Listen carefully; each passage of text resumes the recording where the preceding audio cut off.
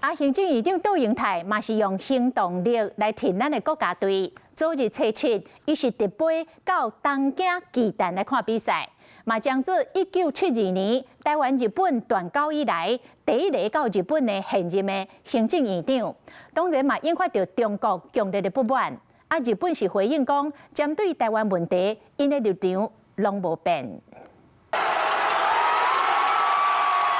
看到得分的瞬间，行政院长杜英泰欢喜为椅仔顶跳起来，将现身台北车头观赏台韩大战，用行动来甲国家队相挺。前一天，佫开始飞到东京巨蛋，这桩日本行嘛创下1970年台日断交了后5个月内过头一个到日本的纪录，煞嘛引发中国强烈不满。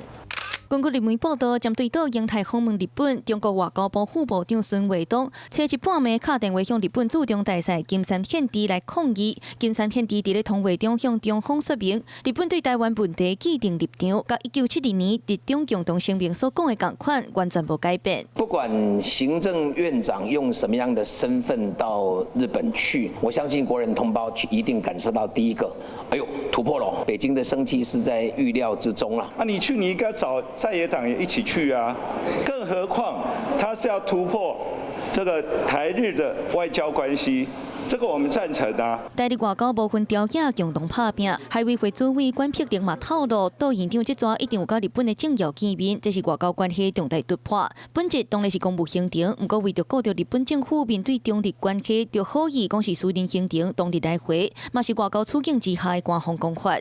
台湾側はプライベートなものと説明していると承知しており、政府としてコメントする立場にはありません。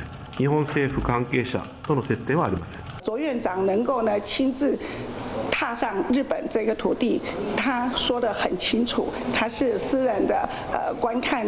就上杜院长这桩典型外交突破，不过执政党原来无愿意搁加做文章，敢若希望条件继续同心协力，用行动来支持亲台湾。 Hello， 我是雷亚，想要抢先掌握最及时的新闻资讯吗？赶快订阅、按赞、开启小铃铛，锁定华视新闻 YouTube 频道。